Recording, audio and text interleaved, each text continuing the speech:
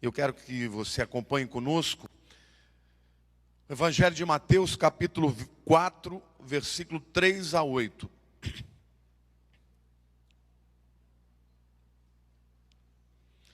tema da mensagem de hoje é dores de parto. No Monte das Oliveiras, achava-se Jesus assentado, quando se aproximaram dele os discípulos, em particular, e lhe pediram: dize-nos quando sucederão estas coisas, e que sinal haverá da tua vinda e da consumação do século. Ele lhes respondeu: vede que ninguém vos engane, porque muitos virão em meu nome dizendo eu sou Cristo, e enganarão a muitos. E certamente ouvireis falar de guerras e rumores de guerras. Vede, não vos assusteis, porque é necessário assim acontecer, mas ainda não é o fim. Porquanto se levantará nação contra nação, reino contra reino, e haverá fomes e terremotos em vários lugares. Porém, tudo isto é o princípio das dores. Então sereis atribulados e vos matarão. Sereis odiados de todas as nações por causa do meu nome. Neste tempo, muitos hão de se escandalizar, trair e odiar uns aos outros. Levantar-se-ão muitos falsos profetas e enganarão a muitos. E por se multiplicar a iniquidade, o amor se esfriará de quase todos. Aquele, porém, que perseverar até o fim, será salvo. E será pregado este evangelho do reino por todo o mundo, para testemunho a todas as nações.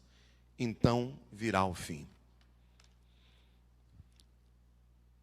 A pergunta mais comum que eu respondo às pessoas que vêm me arguir sobre o tema da volta de Jesus é dizer: mas pastor, esses sinais que foram citados por Jesus acontecem há muitos anos. Guerras, nações contra nações. Tudo isso acontece desde o tempo em que Jesus profetizou. O que de fato nos mostra que o tempo em que vivemos é o tempo que antecede a volta de Jesus. E Jesus, ele usa a figura, quando ele fala sobre princípio de dores, na língua original a palavra é odin, que significa literalmente dores de parto. Sabe quando a mulher entra no último trimestre na gravidez e ela começa a ter alguns sinais? De repente ela pensa que é agora, principalmente quando vai chegando no 9º mês, final do 8º, 9º mês, ela começa a ter dores, aí ela corre para o médico falso alarme. Ainda não está na hora, mas já está dilatando, o seu organismo está se preparando para dar à luz. Jesus então apresenta alguns sinais que têm proporções globais. A diferença fundamental dos nossos dias para os dias que Jesus escreveu é que estas coisas que ele fala têm proporções globais.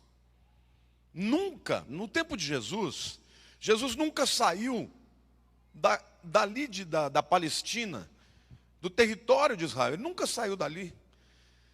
As coisas que ele está falando que aconteceriam seriam de proporções globais. O mundo, metade do mundo, o mundo ocidental ainda não existia, pelo menos para o mundo civilizado. E ele então começa a falar de uma série de sinais, dentre os quais eu vou citar alguns, para mostrar para vocês que hoje nós estamos vivendo, talvez no finalzinho das dores de parto, quando de fato a vinda do Senhor é como o nascimento da criança. E os sinais que nós estamos vendo são sinais que anunciam que de fato Jesus está voltando. Da mesma maneira, quando esses sinais da mulher começam a se tornar mais frequentes e mais fortes, é um prenúncio de que o bebê vai nascer. Eu quero mostrar para vocês aqui alguns desses sinais que hoje assumem proporções globais. O primeiro sinal que ele fala sobre guerras. Então ouvireis falar de guerras e rumores de guerra. Queridos, o século XX, nós tivemos duas chamadas grandes guerras. Para vocês terem uma ideia, a Primeira Guerra Mundial, ela foi tão extraordinária, tão maior do que todas as demais que haviam acontecido, que o mundo se assombrou de tal maneira que eles diziam que depois daquela guerra não haveria mais nenhuma outra. 9 milhões de pessoas morreram. As armas utilizadas eram agora muito mais poderosas. O avião que tinha recém sido construído já era um instrumento poderoso para entrar nas batalhas e para trazer muito mais baixas e muito mais morte.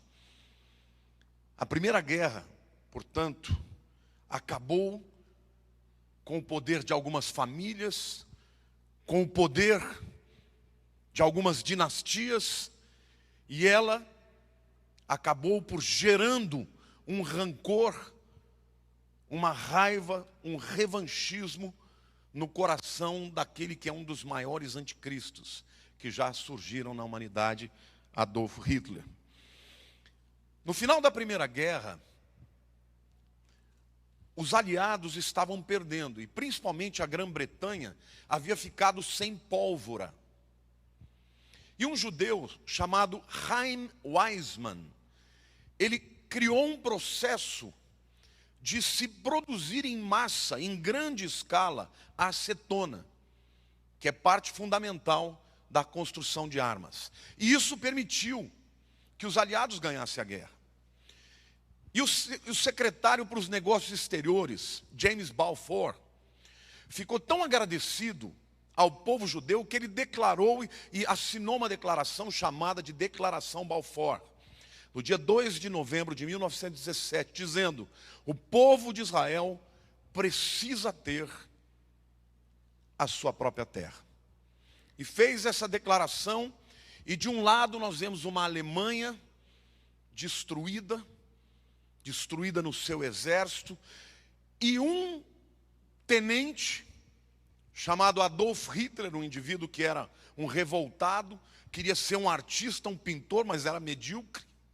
Na guerra, ele foi afetado por uma bomba de gás de pimenta, ficou cego por um tempo, e ficou nutrindo no seu coração um ódio visceral e mortal contra os judeus, a quem ele atribuiu não só a derrota na guerra, mas a derrota e ao caos econômico que veio após a guerra, a Primeira Guerra. Por quê? Por uma razão simples. Com o fim da guerra, houve o chamado Tratado de Versalhes. Quantos já ouviram falar do Tratado de Versalhes? O Tratado de Versalhes nada mais foi do que os vitoriosos, os aliados, impondo sobre os alemães que eles pagassem por tudo aquilo que eles causaram. E a Alemanha entrou num caos, e queridos, não tenham dúvida, por trás de toda a guerra existe uma razão econômica.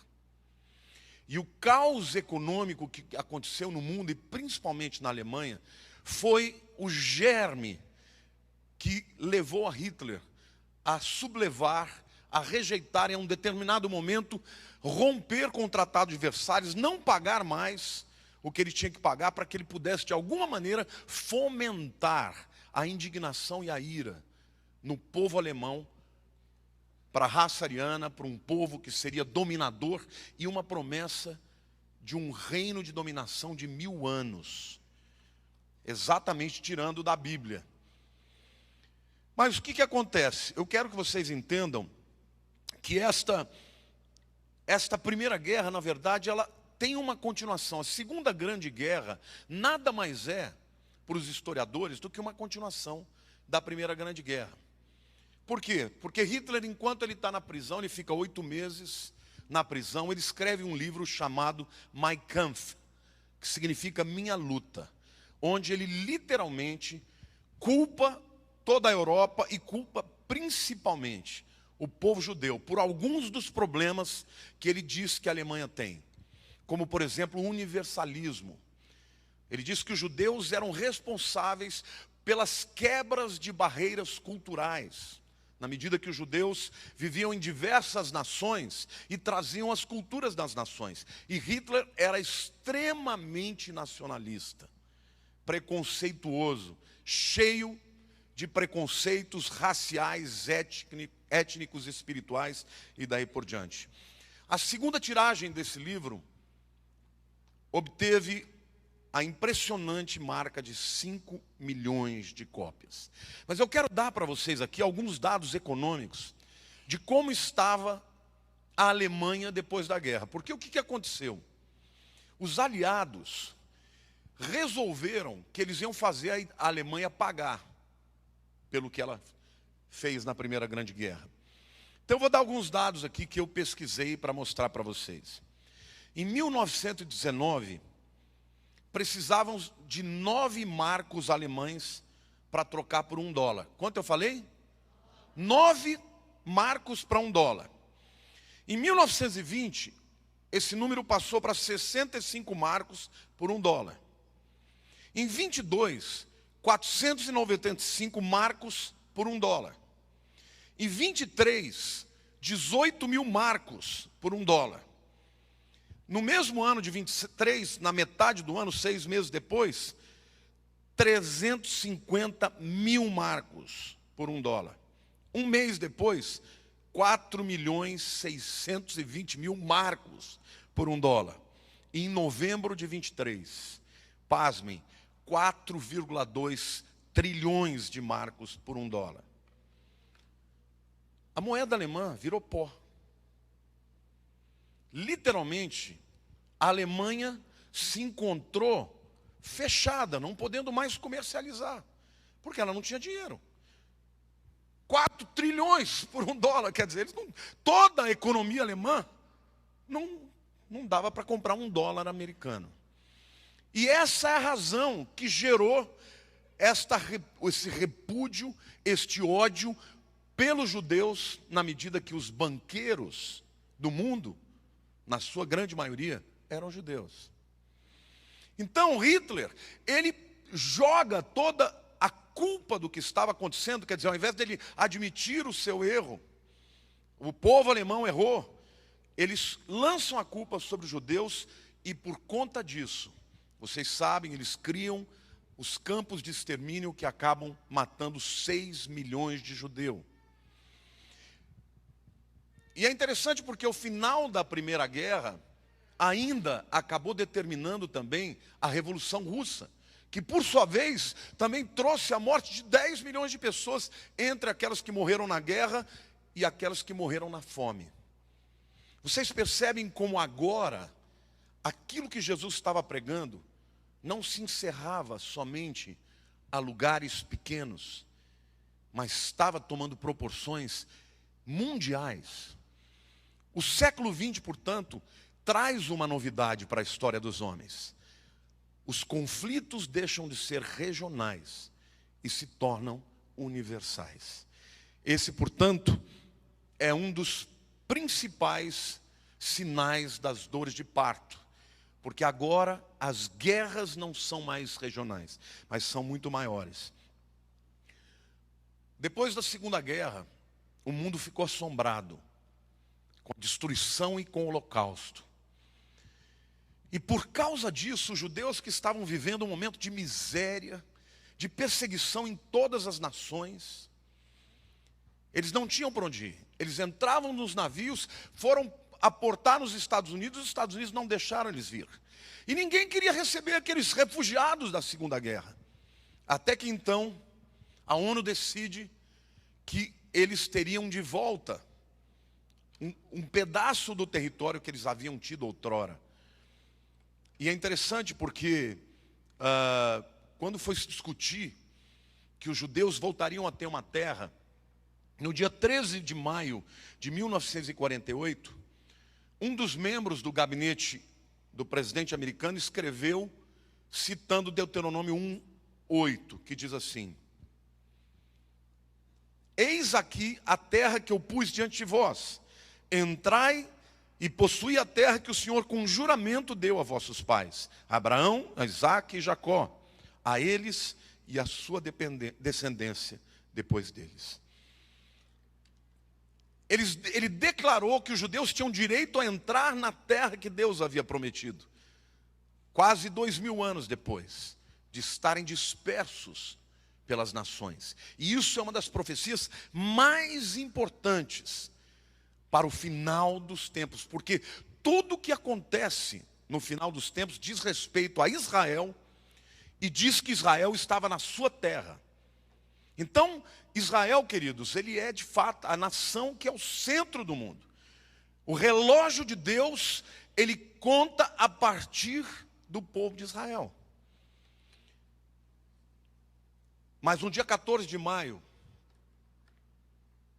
Davi Ben-Gurion, numa reunião à meia-noite, ele declara o nascimento do Estado de Israel.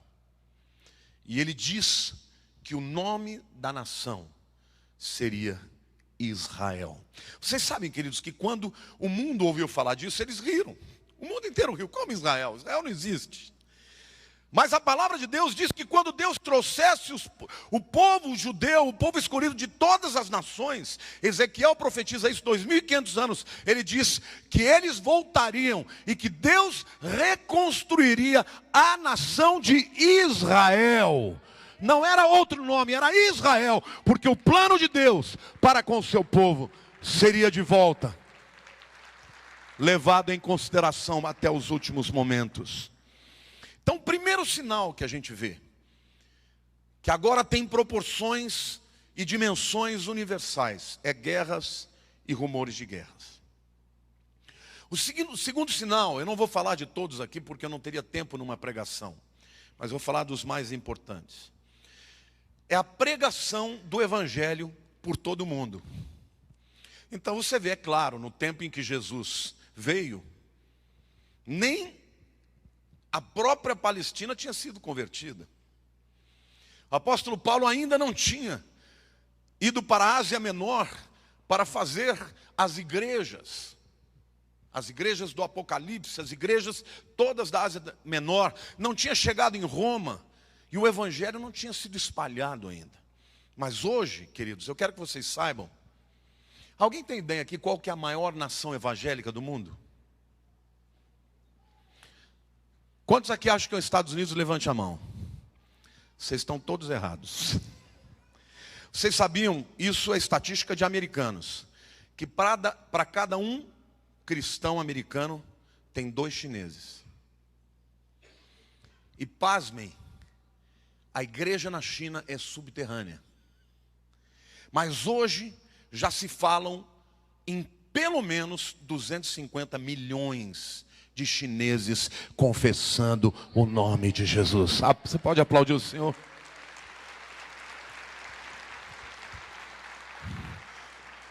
Queridos, existe uma rede americana chamada TBN, Trinity Broadcasting Network. Essa rede de televisão já está atingindo 95% das nações do mundo. Você tem ideia do que é isso? E as palavras são pregadas em inglês pelos pregadores americanos, traduzidas para as muitas línguas, para o árabe, para o hebraico, para o japonês, para o coreano, para todas as línguas. Eles estão entrando até, eu vi testemunho de que eles estão entrando até nas nações que não têm internet. Eles estão dando um jeito de potencializar o sinal para pegar de alguma maneira nas bordas, nas fronteiras, e o evangelho está sendo pregado em todo o mundo. Agora, recentemente eu estava nos Estados Unidos e eu vi, quantos aqui se lembram da morte daquele brasileiro por causa de tráfico de droga? Que nação que era?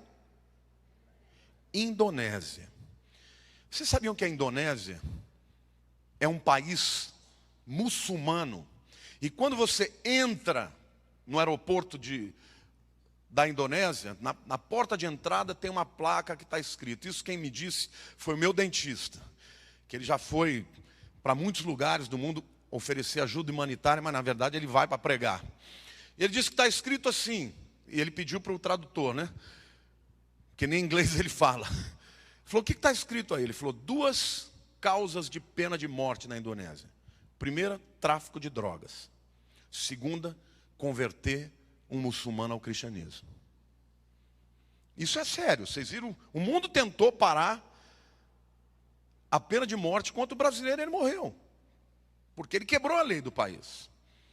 Mas eu estava agora nos Estados Unidos e eu vi uma campanha que o Benny fez com 100 mil pessoas confessando a Jesus, queridos.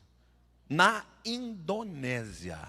Nessa nação que diz que ninguém pode converter. O Benny entrou com autorização da nação. Eu vi o culto ele pregando e quando ele faz, era uma multidão incontável. Eles computaram 100 mil convertidos. Então, o evangelho está sendo pregado em todo mundo. Amém ou não? Este é um sinal. É um sinal. O inimigo não consegue, ainda que ele tenha se levantado com furor. A Bíblia diz que o evangelho seria pregado em todo mundo. A pregação, portanto, do evangelho tem a ver com a colheita. E a vinda de Jesus está diretamente ligada a isso. Eu quero ler alguns textos para vocês, para que vocês possam concordar com este fato que é certamente um dos principais. Mateus 24:14 diz assim: e será pregado este evangelho do reino por todo o mundo, para testemunho a todas as nações. As nações estão com fome de Jesus. Recentemente o Papa teve, qual foi o país que teve 6 milhões de pessoas? É um outro desses países daí, lá da... Não foi na Turquia, foi em outro país também de orientais. 6 milhões, ou seja, o continente que era intocado, agora está recebendo a palavra de Cristo. Diga para a pessoa do teu lado, Jesus está próximo de voltar. Em Mateus capítulo 13, versículo 39 diz assim: o inimigo que semeou é o diabo, a ceifa é a consumação do século, e os ceifeiros são os anjos. Aqui, eu citei um versículo da parábola do joio e do trigo. Jesus conta que um certo homem era um fazendeiro, ele plantou o trigo, que é a palavra de Deus, porque o pão é a palavra. Mas que veio o inimigo durante a noite e plantou o joio. Eu não sei se você sabe, mas o joio ele é idêntico ao trigo, contudo ele não produz o fruto. Ele é inócuo, ele não tem fruto. E aí as pessoas queriam colher e arrancar o joio, e Jesus fala: não pode arrancar o joio, porque se você arrancar o joio, você pode arrancar juntamente com ele o trigo. Queridos, vocês estão percebendo como hoje, nos nossos dias, tem muitas falsas pregações, falsos profetas, mentiras, tem de tudo. E aí as pessoas se sentem com vontade de ir lá e dizer: esse é crente, esse não é. E Jesus disse: você não pode fazer isso. O que vai determinar quem é quem é só a colheita, porque os anjos sabem quem é quem. E quando eles vierem para colher, então aquele que é joio será levado para a presença do Senhor, e o que é trigo, e o joio será lançado no fogo. Portanto, a vinda de Jesus está diretamente ligada à pregação do evangelho. Lá em Tiago, capítulo 5, versículo 7, Tiago também fala sobre essa verdade. Sede, pois, irmãos, pacientes até a vinda do Senhor.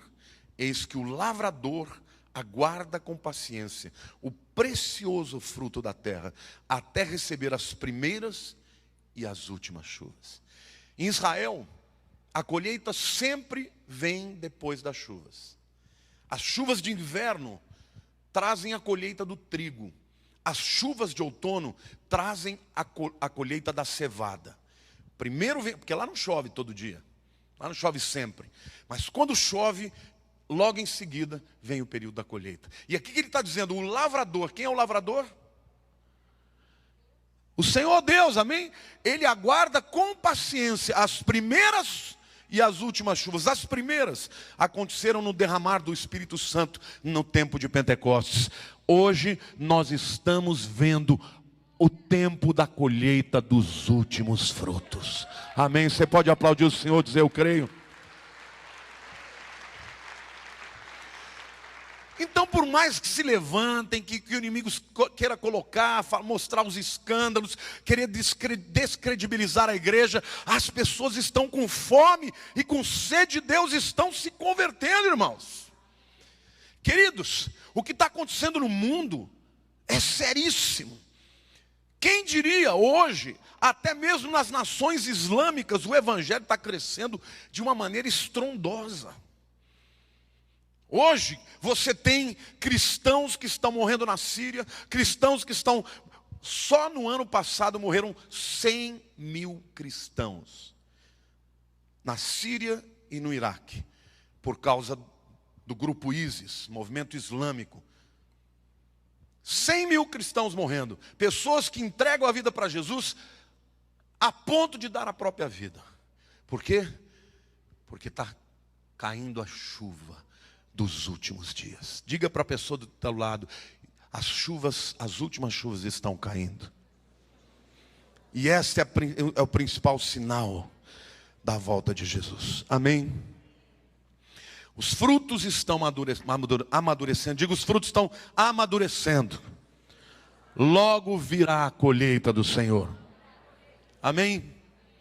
O terceiro sinal que eu quero citar para vocês diz respeito à grande colheita e às guerras religiosas. No texto que nós lemos, então, nações se levantarão contra nações, reinos contra reinos. Esta não é uma boa tradução. No grego, a palavra é etnos e etnos. Etnos é a palavra que é traduzida por nação, mas que, na verdade, gerou a palavra etnia. Então, o que, na verdade, Jesus está dizendo é etnia contra etnia. Hoje nós vemos no mundo inteiro guerras étnicas, guerras dentro de próprias nações, pessoas lutando porque têm etnias diferentes. E depois diz Basileia epa Basileia, reino contra reino. A palavra Basileia, você se lembra de uma palavra parecida com ela? Basílica. O que é uma basílica? Que nome que você se lembra que parece com esse nome? Basílica de São Pedro. Sim ou não? O que é uma basílica, portanto? É uma igreja. Então, na verdade, o que Jesus está dizendo, que o final dos tempos seria marcado por guerras étnicas e por guerras religiosas. Não é o que nós estamos vendo hoje? Você vê, no começo do século XX, a Índia se dividiu por causa de religião. Parte da Índia, eles eram hindus, parte eram muçulmanos. E os muçulmanos fundaram, então, o chamado Paquistão. É o mesmo povo, mas se dividem e se matam por causa de religião. E os dois têm bomba atômica. Hoje, você vê dentro da Síria e do Iraque, muçulmanos matando muçulmanos. Muçulmanos matando cristãos. Por quê? Por diferenças religiosas. Os sunitas lutando contra os xiitas. E não é lutando no discurso teológico. É matando mesmo. É crucificando. É decapitando. E isso o mundo está vendo, irmãos. Isso é o que Jesus pregou. Isso nunca havia acontecido nessa proporção, nessa escala. Guerras literalmente fomentadas pelo conceito de Deus. Tem alguma coisa mais abominável do que isso? Aí você vai dizer: pastor, mas é aqui, nós não temos nada a ver com isso. Querido, vamos ser sinceros. Você não percebe, às vezes, dentro da mesma família, pessoas brigando por causa de diferenças de opiniões de religião? Sim ou não? É pentecostal que rompe com a família porque um é pentecostal e outro não é? Até nessa questão do Apocalipse, tem gente que briga porque um crê que Jesus vem antes da tribulação, outro crê que vem depois.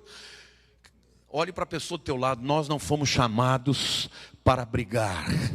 Nós fomos chamados para pregar o Evangelho de Cristo, para amar o nosso semelhante, para respeitar as diferenças, para aceitar aqueles com os quais nós não concordamos, porque essa é a mensagem do Evangelho, amém ou não? Mas, no entanto, você liga a internet, você vê tanto lixo. Pessoas, essa semana eu ouvi um pastor de renomado aí, descendo o porrete em todo mundo, citando por nomes. Citando o nome de fulano, de Beltrano, de Ciclano. Quem o constituiu juiz? Nós não somos juízes de ninguém, queridos. Só tem um juiz que é Jesus. Não entre nessa. Não entre em disputa teológica. Porque enquanto você odeia, enquanto você fere, você deixa de pregar o Evangelho. E eu quero ser encontrado na vinda de Jesus, falando do meu Senhor, falando que Cristo morreu pelos pecados dos homens, e todo aquele que nele crê será salvo. Amém ou não? Não entre nesta. Isto é o espírito do anticristo. Nação contra nação, na verdade, etnia contra etnia. Religião contra religião. E o extremo disso tem matado muita gente. Como eu disse, só na Síria e no Iraque, 100 mil cristãos morreram ano passado. Vocês têm ideia de que é isso, gente? Agora, os jornais estão anunciando o Boko Haram. Boko Haram é o grupo terrorista islâmico na África. Eu tenho postado no meu Facebook os pastores batistas pedindo oração, porque na Nigéria o Boko Haram está destruindo as igrejas e matando as pessoas. Eles entram numa cidade, os primeiros que eles procuram são os cristãos, para matar, simplesmente porque não creem como eles. Mas eu quero te dizer uma coisa, o diabo está furioso porque o tempo dele está chegando ao fim, mas a África é o continente onde o Evangelho mais está crescendo em todo o mundo. Satanás se levanta de um lado, mas o Espírito Santo está fazendo um reboliço, e as pessoas estão se convertendo a despeito de toda a perseguição. Amém? Você pode aplaudir o Senhor e dizer: eu creio.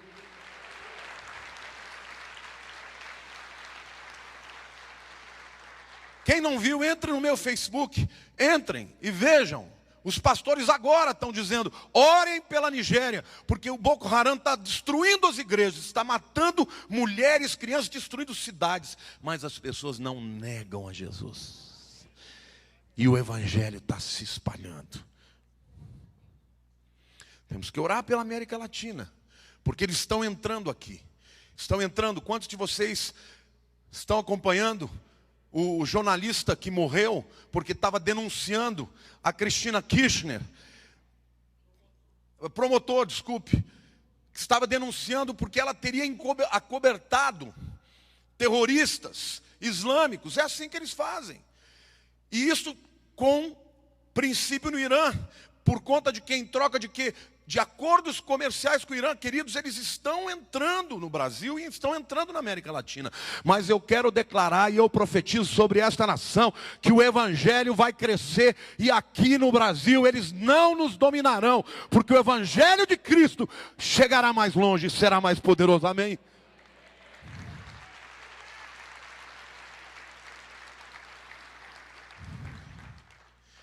Portanto, as Escrituras falam que estas muitas batalhas, e batalhas de origem étnicas e espirituais, aconteceriam no final dos tempos. E é interessante se olharmos do ponto de vista profético, porque muitas das batalhas que Israel enfrentou aconteceram em tempo de colheita.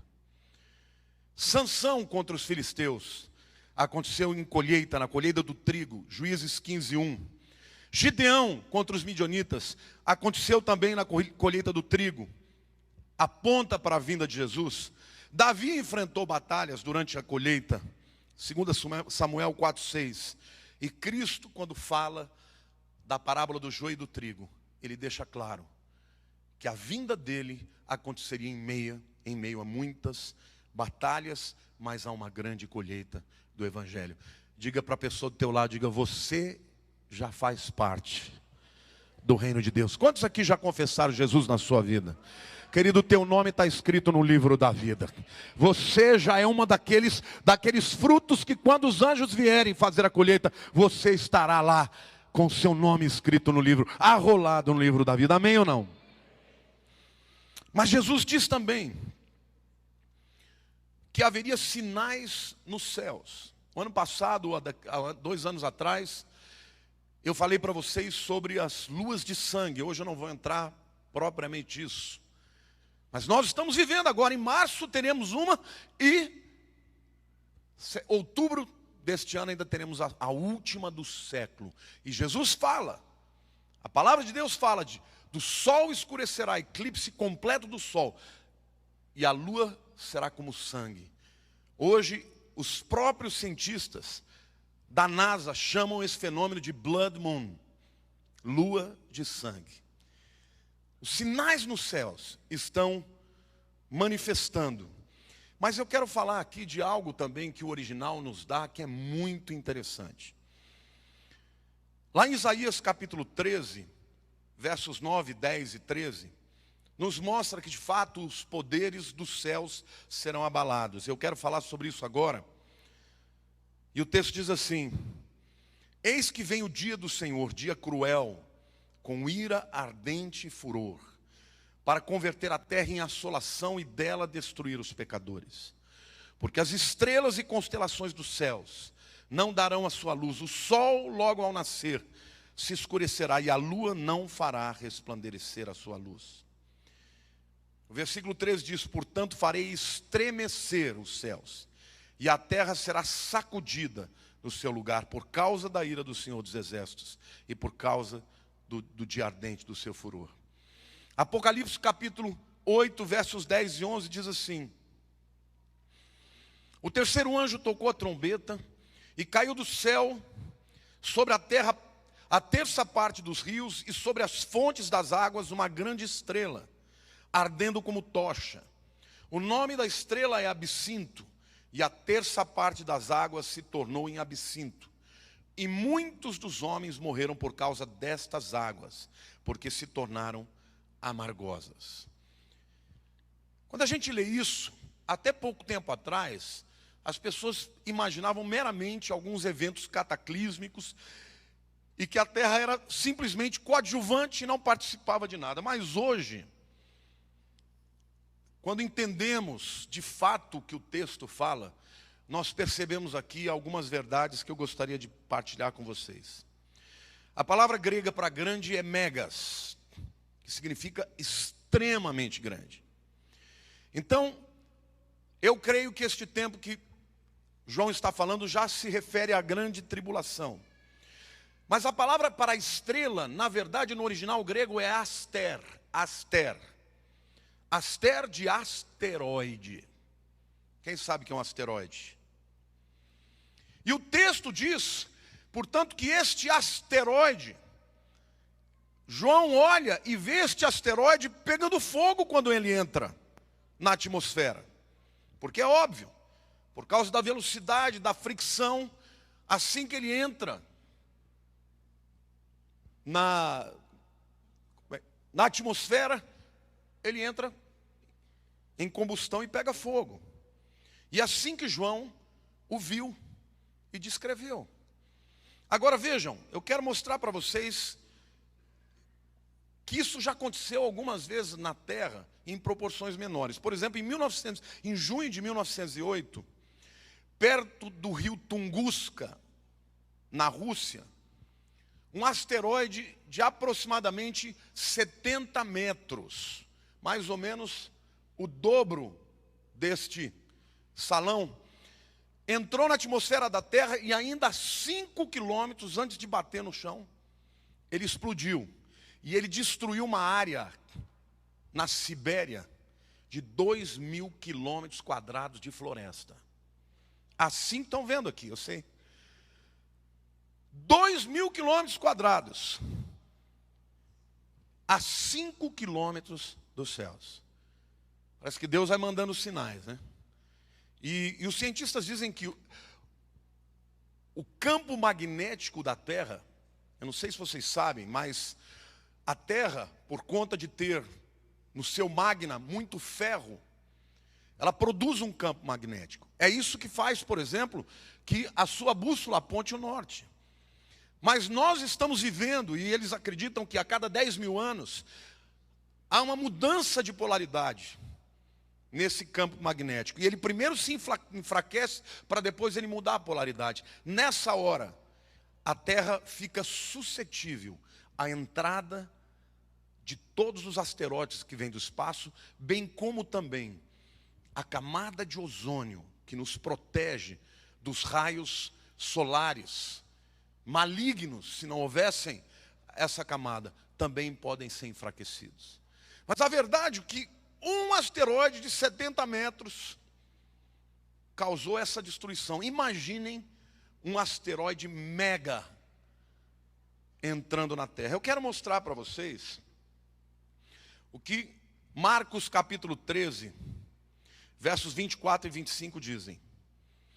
Mas naqueles dias, após a referida tribulação, o sol escurecerá. A luz não dará a sua claridade. As estrelas cairão do firmamento e os poderes dos céus serão abalados. Eu vou ler para vocês o que eu li sobre um geólogo simulando o que seria a entrada de um grande asteroide na Terra. Por exemplo, há uma grande teoria de que o desaparecimento dos dinossauros teria acontecido por conta de um grande asteroide que teria caído naquela cratera na península de Yucatán, no México. Porque quando cai na Terra, levanta poeira, além da explosão atômica que ocorre, que é mais de 1 milhão de vezes uma bomba atômica, levanta toda a poeira e a poeira cobre o Sol, a Lua, e com isso não há mais fotossíntese, com isso toda a vegetação morre, e daí os herbívoros morrem, e os herbívoros num primeiro momento são comidos pelos carnívoros, mas no momento que não há mais carnívoros, todos morreram. Essa é a explicação. Mas olha o que este cientista, que não é cristão, que diz que não é uma questão de ser, mas quando a Terra vai receber um asteroide de proporções globais. Ele diz assim: se um asteroide grande, de fato grande, viesse contra a Terra, imediatamente uma tsunami de 10 metros se moveria na velocidade de 800 a 900 km por hora, na direção, isso ele está fazendo uma previsão no caso de cair no México, na direção da costa americana, e ele diz que quando chegasse na Terra, quando a água encontrasse a resistência do solo mais raso, estas ondas de 10 metros subiriam para 70, para 80 metros. E invadiriam o continente. E uma vez que invadisse o continente, a velocidade seria de 80 km por hora dentro da Terra. E ele diz que não sobraria nenhuma cidade costeira. E muitas outras cidades também seriam destruídas por conta das ondas. Ele diz que as embarcações todas virariam. Nenhum transatlântico poderia suportar uma onda dessa potência. Ele disse que a temperatura da Terra na localidade subiria em 150 graus. E o impacto jogaria metal líquido para a atmosfera, que depois cairia em forma de chuva. A Terra inteira teria um aumento de 22 graus de temperatura. E ele diz, os únicos que sobreviveriam seriam aqueles que estivessem no subterrâneo. Aí ele diz que em seguida os escombros e as partículas levantadas cobririam a luz do sol, como a Bíblia diz, por semanas, meses, e finalmente todo o suprimento de alimentos da região seria devastado. Eu vou ler novamente o que diz o livro de Apocalipse 8, de 8 a 11. O segundo anjo tocou a trombeta, e como uma grande montanha ardendo em chamas foi atirada no mar. Dá para ver o tamanho aí do asteroide. Cuja terça parte se tornou em sangue. E morreu a terça parte da criação que tinha vida existente no mar. E foi destruída a terça parte das embarcações, por causa das tsunamis e tudo mais. O terceiro anjo tocou a trombeta e caiu do céu sobre a terça parte dos rios. E sobre as fontes de águas uma estrela, que é absinto. E a terça parte das águas se tornou em absinto. E muitos dos homens morreram por causa destas águas, porque se tornaram amargosas. Essa chuva ácida torna todas as fontes, todos os leitos de água potável impossíveis de ser bebidos. A gente sabe que durante erupções vulcânicas ou quedas de asteroides, a água se torna extremamente ácida e não pode ser tomada. Lucas 21, 25 e 26 diz: haverá sinais no sol, na lua e nas estrelas. Sobre a terra, angústia entre as nações, em perplexidade por causa do bramido do mar e das ondas. Nunca houve tantas tsunamis, fazendo com que as nações temam esse fenômeno. Houve tsunamis no passado, claro, mas as pessoas não entendiam o significado daquilo. Agora não, agora nós entendemos. E por causa disso que as nações ficam aterrorizadas, por causa do bramido do mar e por causa das ondas.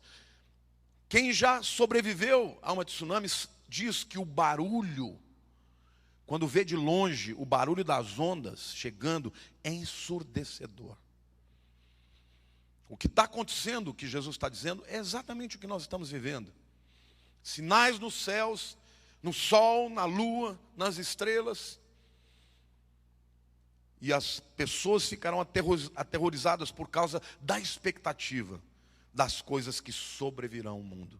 Porque os poderes dos céus serão abalados. Aqui eu quero trazer uma interpretação que eu li e que eu achei muito interessante e pertinente. Ele diz: os poderes dos céus serão abalados. Vocês sabem qual que é a palavra céu no grego? No grego a palavra céus é... Não, antes de céus, você sabe qual que é a palavra grega para poder? Dinamis. Dinamis lembra o que para você? Dinamite. Dinamite é usada para quê? Para explodir. A palavra céus, no grego é uranos.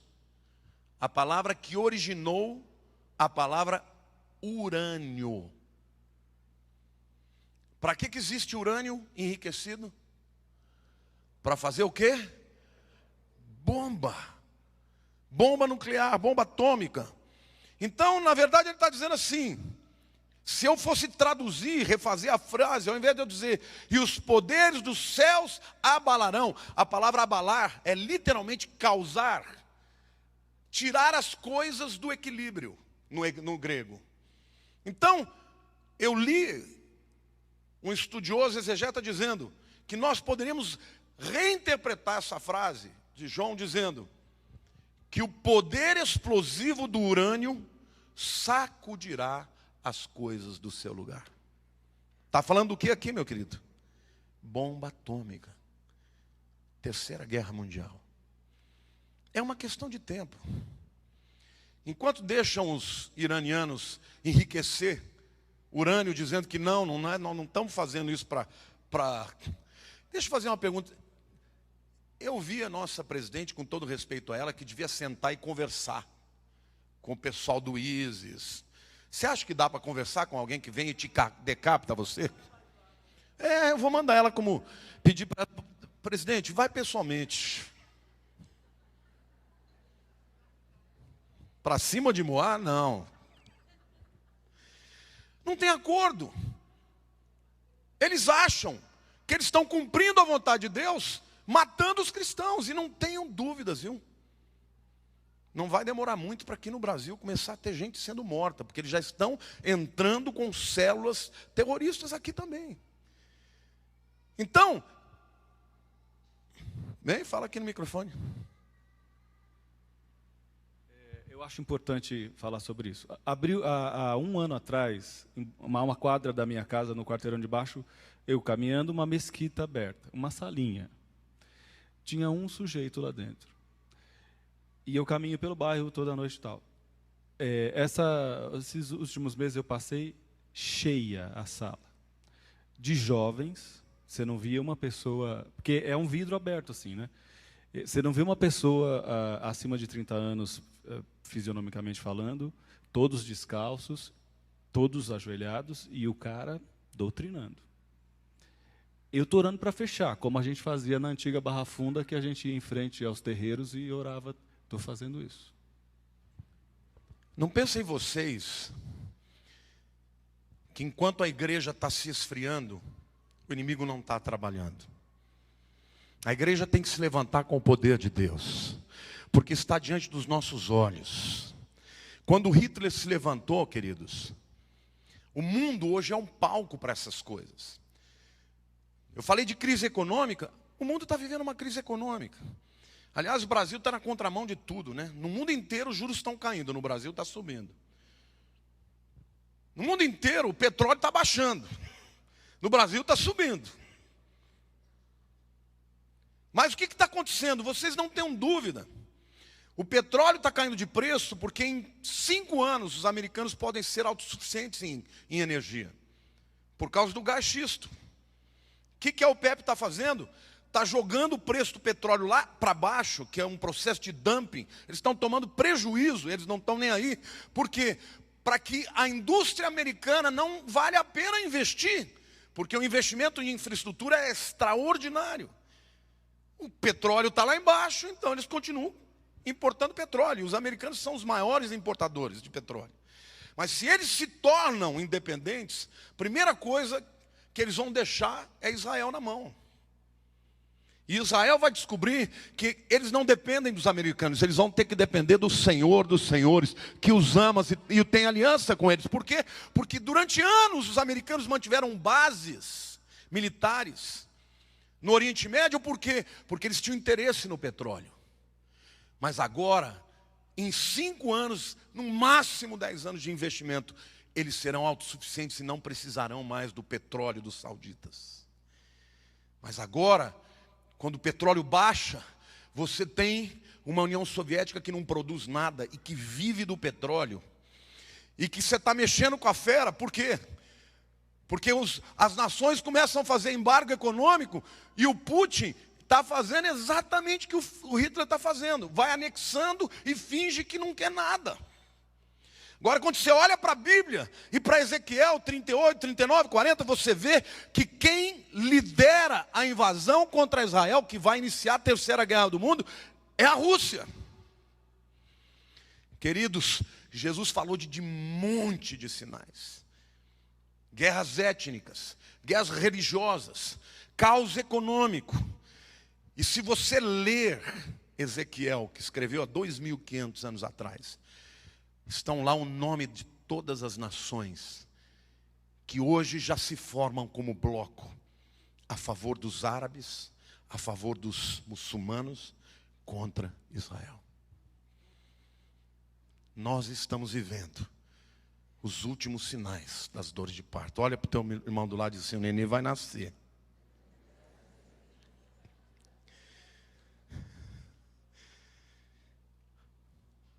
A Bíblia diz lá em Apocalipse capítulo 18, versos 19 e 20. Porque a Bíblia diz também que a grande Babilônia vai ser destruída. Olha que interessante. Lançaram pó sobre a cabeça. E chorando e pranteando, gritavam: ai, ai da grande cidade, na qual se enriqueceram todos os que possuíam navios no mar, à custa da opulência, porque em uma só hora foi devastada. Exultai sobre ela, ó céus, e vós santos apóstolos e profetas, porque Deus contra ela julgou a vossa causa. Os versos 9 e 10 de mesmo Apocalipse 18 diz assim: ora, chorarão e se lamentarão sobre ela os reis da terra que com ela se prostituíram e viveram em luxúria. Quando virem a fumaceira, olha isso aqui, gente. Quando virem a fumaceira do seu incêndio, e conservando-se de longe, pelo medo do seu tormento. Dizem: ai, ai, tu grande cidade Babilônia, tu poderosa cidade, em uma só hora chegou o teu juízo. Olha, aqui a gente tem algumas características de uma bomba nuclear. Em uma hora ela foi destruída. O que pode destruir uma cidade, uma metrópole em uma hora? Uma bomba. O texto diz que as pessoas ficam à distância com medo da fumaça e do seu tormento. Por quê? Quando cai uma bomba nuclear, o que as pessoas têm medo? Radiação. A fumaça é extremamente radiativa. E as pessoas verão, prantearão, mas não chegarão. No tempo de Jesus, fumaça não matava ninguém. Fogo matava, mas fumaça não. Mas as pessoas ficarão de longe olhando por conta disso.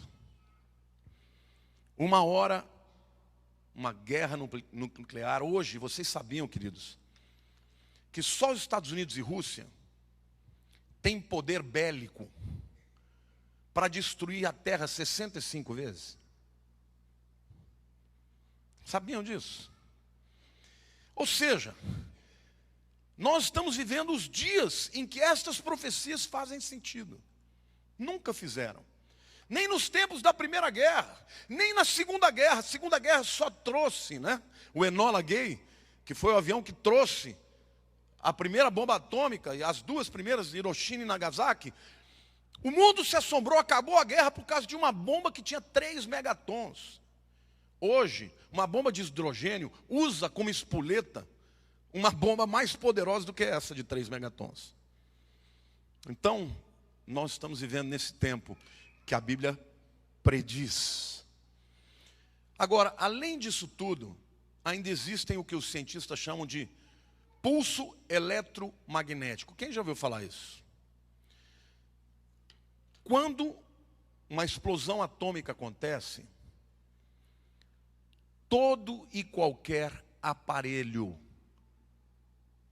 que é alimentado por eletricidade acaba. Vamos pensar um pouquinho, o que acontece se uma bomba destruir todo e qualquer aparelho eletrônico numa região? O que acontece? Você pode pensar no que pode acontecer? Você já imaginou o sistema bancário? Não, mas aí tem os geradores. Não, o gerador também não vai funcionar. Você já pensou os hospitais? Com os aparelhos de diálise, com tudo que precisa para manter as pessoas vivas? Gente, isso vai ser um caos. Tudo isso está perto de acontecer. Eu creio que o povo de Deus que crê no nome de Jesus não passará por esse período. Hoje eu não vou entrar em detalhes sobre isso, mas eu creio que nós não passaremos por esse período. Porque esse será um período em que Deus julgará a impiedade dos homens. Diga para a pessoa ao teu lado: cuidado. A Bíblia diz que esse tempo seria um tempo de esfriamento de muitos. Até a gente, quando se percebe, está mais frio. Você percebe quando você começa a ficar frio, quando você começa a ficar crítico, quando você começa a criticar tudo que você vê, não está feliz com nada. Não é verdade? É esse espírito que está se levantando nos últimos dias. Mas aquele que crê no nome de Jesus, eu creio, não passará por estas coisas. Enquanto essas coisas estiverem acontecendo aqui, nós estaremos fora daqui. Amém? Mas quando nós estivermos refletindo nisso, eu quero terminar com o texto de Lucas 21, 24 a 28, que diz assim: cairão ao fio da espada e serão levados cativos para todas as nações. E até que o tempo dos gentios se completem, Jerusalém será pisada por eles. Olha um outro sinal interessantíssimo. Até que o tempo dos gentios se completem. E a Bíblia está falando que isso diz respeito a Jerusalém. Queridos, no ano 70 depois de Cristo, o templo foi destruído e os judeus foram espalhados pelo mundo. Aí começou o tempo dos gentios. E muitos foram os povos que foram dominando. Os cruzados, os mamelucos, os muçulmanos. E foram mudando. Os turcos, o Império Turco Otomano, foram mudando. Todos gentios. Depois da Primeira Guerra, o general Allenby entrou em 1918, lá, 17. E os ingleses ficaram por 50 anos. Mas em 1967, diga 1967, Jerusalém voltou para a mão do povo judeu. Olha para a pessoa ao teu lado e diz, para nunca mais sair da sua mão. Mas, queridos, o tempo dos gentios está acabando. Eles já entraram lá. E o texto diz, até que o tempo dos gentios se completem, Jerusalém será pisada por eles. Haverá sinais no sol, na luz, nas estrelas, sobre a terra angústia entre as nações, em perplexidade por causa do bramido do mar e das ondas. Diga para a pessoa do teu lado, pode ticar tudo, porque não tem nada faltando. Haverá homens que desmaiarão de temor e pela expectativa das coisas que sobrevirão ao mundo, pois os poderes ou as dinamites ou as bombas de urânio abalarão os céus. Então se virá o Filho do Homem vindo numa nuvem com poder e grande glória. Ao se começarem estas coisas a suceder, exultai e erguei a vossa cabeça, porque a vossa redenção está próxima. Amém ou não? Aplauda mais. Diga eu creio.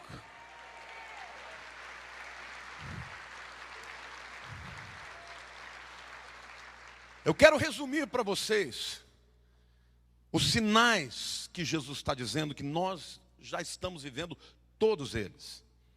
Os gentios perdem o domínio sobre Jerusalém. O tempo dos gentios acabou. Hoje Jerusalém já está sob domínio do povo judeu. Segundo, sinais no sol e na lua. Nós estamos vivendo neste ano as últimas duas luas de sangue, junto com o eclipse solar completo do século 21. Por isso eu não acho que esses sinais na lua e no sol vão acontecer 50 anos antes de Jesus voltar. Eu acho que é um prenúncio de que está muito perto. Não marco data, porque todo mundo que marca erra. Deus não quer que ninguém saiba o dia nem a hora. Os sinais nas estrelas. Sinais são esses. Eu não sei se eu coloquei aquele sinal. Coloquei? The Whirlpool Cross. Está aí ou não? Não está no de hoje? Então vai ficar para o próximo.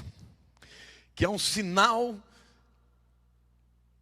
de uma constelação. Não vou falar, senão vai ter gente que vai procurar na internet e vai perder a graça. Que é o sinal do Filho do Homem extraordinário. Eu estou esfregando a mão e estou dizendo, glória a Deus, Jesus está voltando. Amém, irmãos?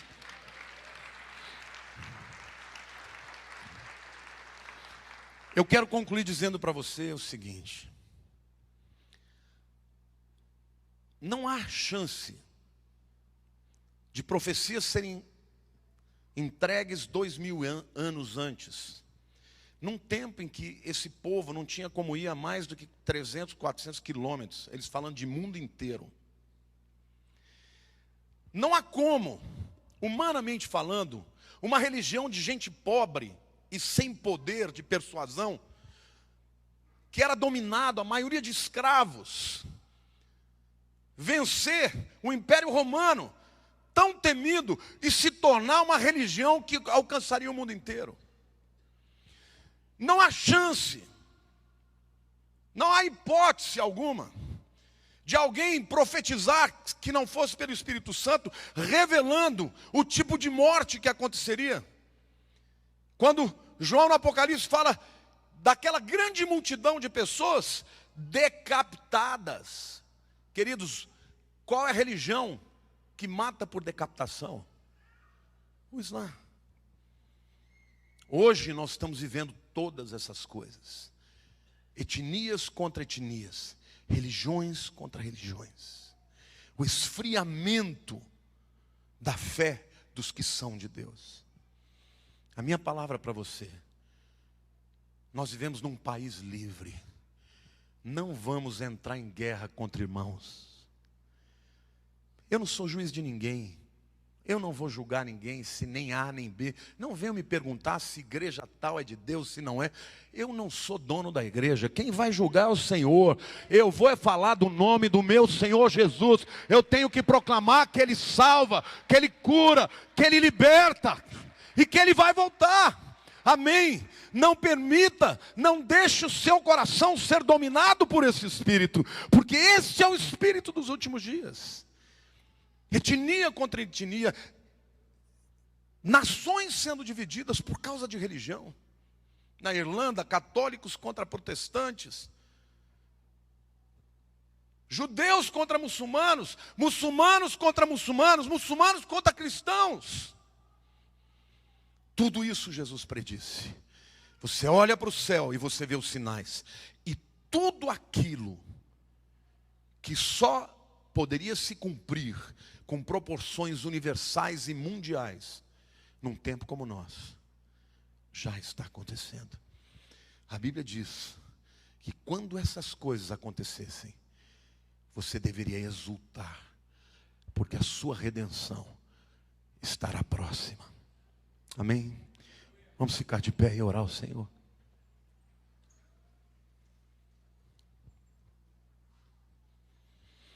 Feche os seus olhos. Diga: Senhor meu Deus, muito obrigado, porque eu creio em Jesus, porque eu recebi o Evangelho, e eu criei que Ele morreu no meu lugar. Permita-me, Senhor, partilhar a minha fé. Ajuda-me a ficar firme, num tempo em que as pessoas estão se afastando, se esfriando. Ajuda-me a permanecer, crendo até o fim. Não permita que eu seja enganado, que eu entre em disputas que não são suas, que eu faça dos meus irmãos os meus inimigos. Em nome de Jesus, enche o meu coração de amor, enche a minha boca de um testemunho vivo, que só Jesus é o Senhor. Eu te agradeço, Senhor, porque no final das coisas, a vitória do Senhor, e eu serei mais do que vencedor. Eu te peço, Senhor, aquece o meu coração, aumenta a minha fé, que eu ande na tua palavra, dando testemunho de que eu sou teu filho, até que tu venhas. Eu creio que está muito perto o tempo da tua vinda, para a honra e glória do teu nome. Eu quero dizer mais uma coisa para você. Você aqui recebe alguma perseguição no lugar que você trabalha de graça? Quem levanta? Quem recebe essa perseguição? Eu quero te dizer que você é crente. Só porque você é crente, Satanás já te odeia. Então quando alguém se levantar contra você, não fica triste não. Levanta a mão para o céu e diga: a Bíblia diz: exultai, porque grande é o vosso galardão no céu. Sabe por quê? Porque você tem uma marca. A marca da cruz está na tua vida, e o diabo te odeia por causa disso. Então não se abata nem se entristeça, se alegre e exulte, porque Deus é contigo. Amém? Diga para a pessoa do teu lado, fala: toma posse, meu querido, a vitória é sua. Diga: pode ser difícil, mas no final a vitória é sua, para a honra e glória do nome de Jesus. Aplauda o Senhor, diga aleluia.